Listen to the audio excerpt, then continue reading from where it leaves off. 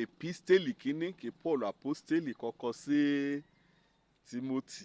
orí 4 ní mẹ́yà lónìí ẹsẹ̀ ìkẹrùndínlógún. Ìwọ gẹ́gẹ́ bí ìránṣẹ́ Ọlọ́run, ìwọ gẹ́gẹ́ bí ọmọ ìjọ, ìwọ gẹ́gẹ́ bí ọ̀rá òjọ Kristi Jésù. Ikọ̀ míyèsí òun là kórí ọ̀rọ̀ tòní. Míyèsí wọn ni mo rántí wọn náà rántí wí kí olùkọ́ ìtíṣà kẹ́kọ̀ọ́ alẹ́ ṣùkúrù tí a kàn bá gbìyànjú láti gbárara dì kó òdánwò abẹ́lé àbí òdánwò àgbágbù kó jẹ́ pé ìta ṣùkúrù ni náà tá a gbé èèyàn ò béèrè kan tá a gbé a kọ́ a sapá a gbìyànjú kété kó yẹ kán mú hàn ṣùgbọ́n olùgbàmúrìn à ń sèyìn à ká ibi àìkímíyèsí. Ó yóò ṣòun gan láà ṣe àkọsílẹ̀ òbéèrè hàn ní ó ti gbàmúrìn ó ti ṣe òbéèrè nì sílẹ̀ ó ti mú lélẹ̀ gan sọ ṣùkúrù gan fúnra rárán ṣùgbọ́n àrèdè yá mẹ́rùn sí wí ìmíyèsí aká ibè o ìmíyèsí wọn o ìmíyèsí wọn ìmọ̀kàn wíṣe ni mẹ́ pariwo lásán òun ni àpọ́stélì Paul ọmọ tẹ́ ẹ mọ́ Timothy ni ọ tẹ́ ẹ mọ́ létí wí kémíyèsí wọn ni ìyẹn wọn kàn yà kó jẹ́ pé ọ̀nìyàn míyèsí pàápàá lùgbàkọ́ olùkọ́ bá ti ṣe àṣekágbá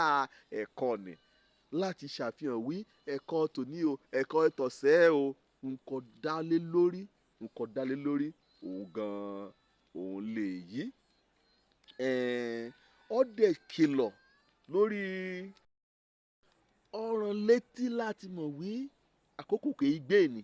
àkókò ewu ni pé ìgbà ìkẹyìn ó ti bẹ̀rẹ̀ láti bẹ̀ lọ ike míyèsí ké kíyèsí ọ̀ra rẹ̀ ike kíyèsí ẹ̀kọ́ rẹ̀ wí lùgbà ìkẹyìn wí hàn ọ̀pọ̀lọpọ̀ wọ́n à pè yín àdà ike míyèsí o ọ̀rọ̀ Ọlọ́run yọ̀ lọ láàrẹ̀ṣẹ́ ike hàn ọmọ Ọlọ́run ikàn míyèsí àṣẹ kọlọ́run pakọ̀ ọ́n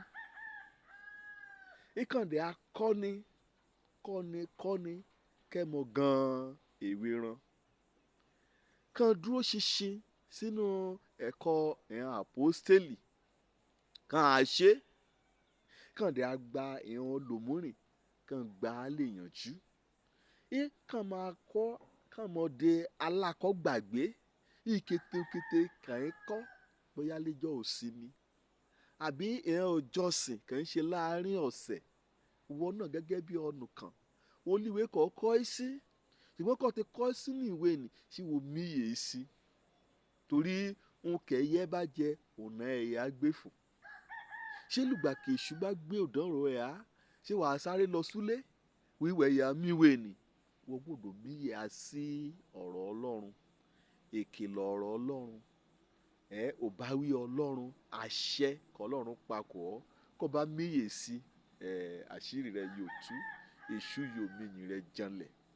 ìjà míyè sí o kété ń kọlọ́run ti kọ́ a láti gbà ká ti wéle ká ti máyéra kó Jésù Kristi nkò yóò mú àdàgbà ni nkò yóò mú amórídélé lùgbẹ̀yìn ayéra ni òjò lórúkọ mi